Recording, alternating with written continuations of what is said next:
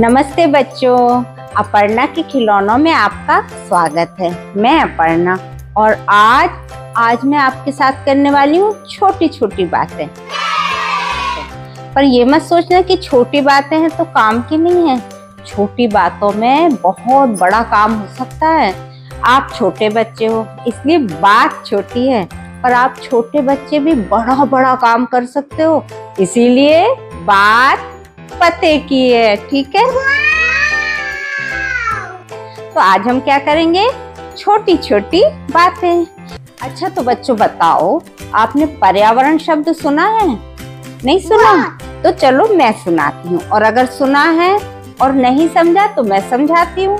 ठीक है, सब इस समय जब रेनी सीजन आता है, मतलब सावन का मौसम, बारिश का मौसम, तो सब लोग पर्यावरण की बहुत बात करते हैं। तो पर्यावरण मतलब अपने आसपास की चीजें जिनको हमें सुरक्षित रखना है, उनकी बात करते हैं। जैसे हमारे पेड़ पौधे, जैसे हमारे जानवर, कुत्ता, बैल, शेर, भैंस, सारे जानवर, सबको सुरक्षित, मक्खी, मच्छर, सबको।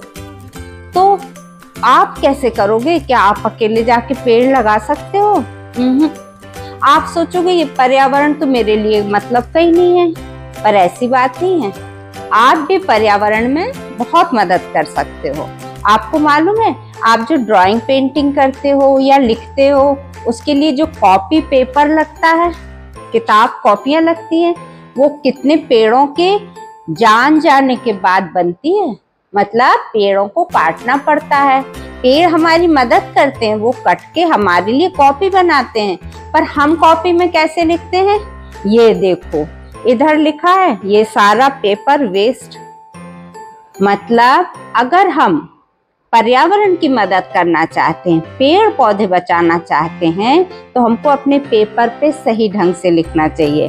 आपको दिखाएं कैसे इसने पेपर वेस्ट हुआ है। इतना सा लिखकर पेपर वेस्ट हो गया। पर फिर जब समझाया तो ऐसे लिखा, यहाँ और यहाँ का भी पेपर वेस्ट है, पर थोड़ा तो बचाना, गैप दे के लिखना है। पर ऐसे पेपर खाली छोड़ के वेस्ट नहीं करना है। हाँ, चैप्टर खत्म हो गया है और नया पेज शुरू करना है, वो बात दूसरी है। परंतु रफ कॉपी में इस तरह पेज बर्बाद नहीं करना चाहिए। आपकी एक होती है रफ कॉपी, ये देखो कितना पेज बर्बाद है, और एक होती है फेयर कॉपी। फेयर कॉपी को अच्छे से बनाना होता है, उसमें कभी कभी पेज छोड़ना पड़ता है, पर रफ कॉपी को ज्यादा से ज्यादा इस्तेमाल करना है। इसके अलावा जब आपकी कॉपी भर जाती है और दूसरी कॉपी आती है, वो पूरी नहीं भरती है, अंत के पेज छूट जाते हैं, पूरा साल आपका खत्म हो जाता है। आप एक क्लास से दूसरे क्लास में चले जाते हो और ये पेज क्या होते हैं? खत्म, बच गए।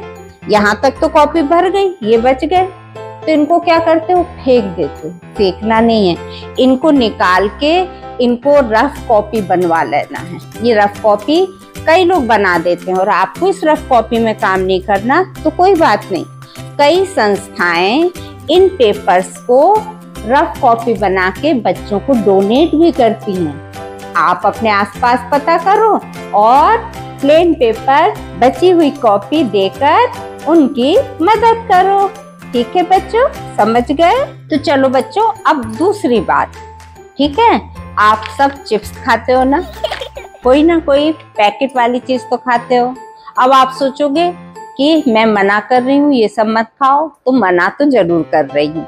ये सारा फास्ट फूड आपको नुकसान पहुंचाता है, पर फिर भी कभी कभी तो मन करता है ना, तो उसके लिए मैं कुछ आपको छोटी छोटी टिप्स देती हूँ, जो आपके जरा से काम से बड़ी सी पर्यावरण की रक्षा होगी। ठीक है, तो जब आप चिप्स खरीदते हो और छोटा सा पैकेट खरीदा और बैठ के टीवी के सामने पूरा फिनिश कर दिया, आपको ये नहीं करना है।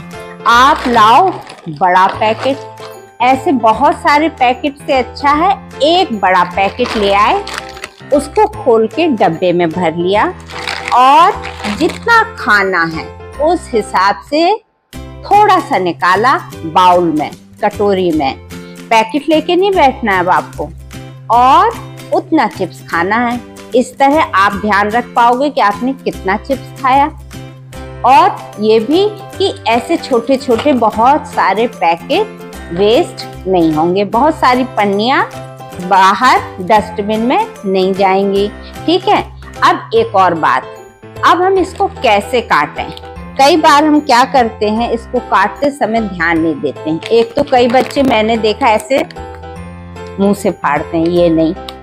अगर आप छोटे हो, कैंची का इस्तेमाल नहीं सकते हो तो मम्मी से कटवा लो, और नहीं तो खुद काट सकते हो तो और अच्छा है। अब इसको ऐसे नहीं काटना है, इसका ये ट्रायंगल अलग नहीं करना है। क्यों? ट्रायंगल इतना छोटा सा कटा, फिर वो कचरे में गया। अगर किसी जानवर के, गाय के पेट में चला गया तो वो कैसे ढूंढेगी? गाय कैसे ढूंढेगी कि मैं केले के छिलके को और पन्नी को अलग अलग करूं? क्या वो कर सकती है? नहीं ना। आप कर सकते हो, आप गाय की मदद कर सकते हो। आपको पन्नी हमेशा ऐसे करके ऐसे ऐसे ऐसे ऐसे काटनी है, और ये इसी में जुड़ा रहने देना है। इसको अलग करके फेंकना ही नहीं है। छोटा टुकड़ा फेंकोगे, कचरे में जाएगा तो वो किसी न किसी को नुकसान करेगा। फिर उसके बाद पन्नी को डस्टबिन में कैसे फेंकें? ठीक है, दो तरह से बने हैं डस्टबिन, गीला कचरा अलग, पन्नी का सूखा कचरा अलग।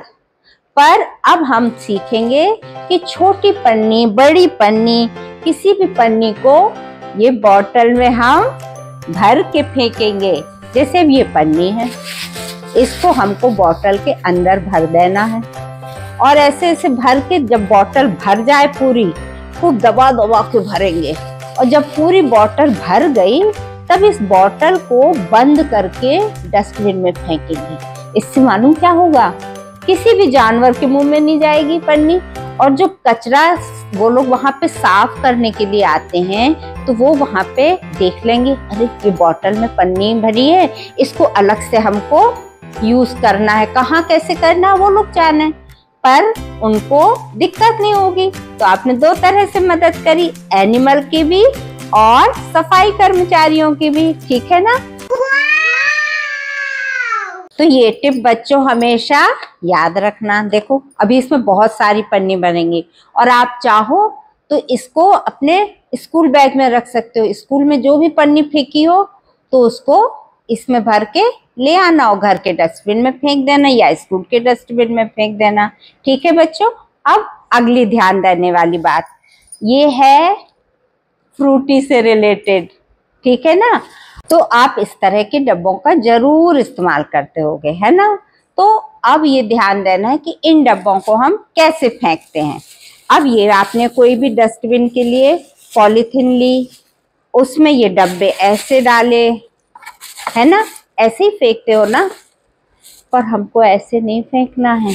ऐसे में इतनी बड़ी पॉलीथीन में सिर्फ 3 या 4 डब्बे बनेंगे। फिर हमको कैसे फेंकना है? इसको लिया और ऐसे करके प्रेस कर दिया, दबा दिया। फ्रूटी के डब्बे को भी, मेडिसिन के भी डब्बे को, और ये देखो कितनी सी, अब ये कितनी जगह लेगी?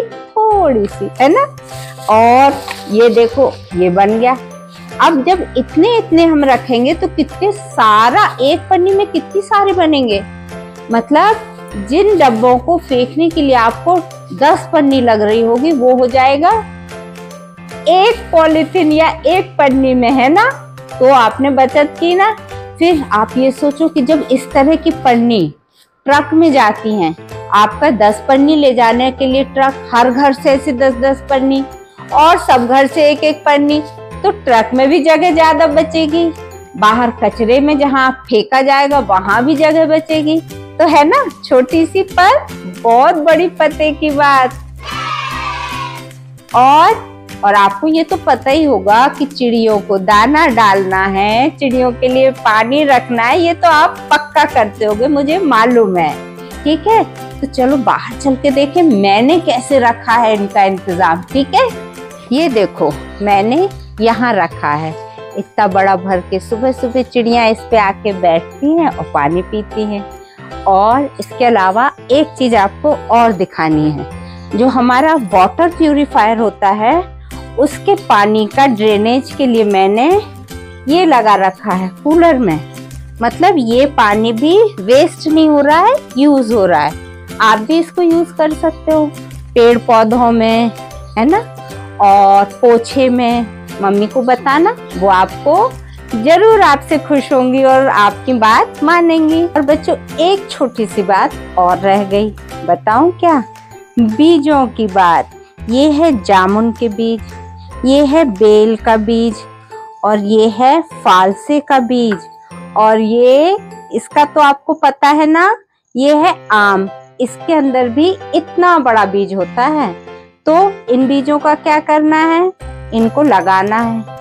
ठीक है, आपके पास जमीन नहीं है, कोई बात नहीं, इनको आप गमले में लगा दो, और जिनके भी पास जमीन है वहां आप भेज दो, या फिर अपने गमले में ही बड़ा कर लो, बालकनी में, छत पे।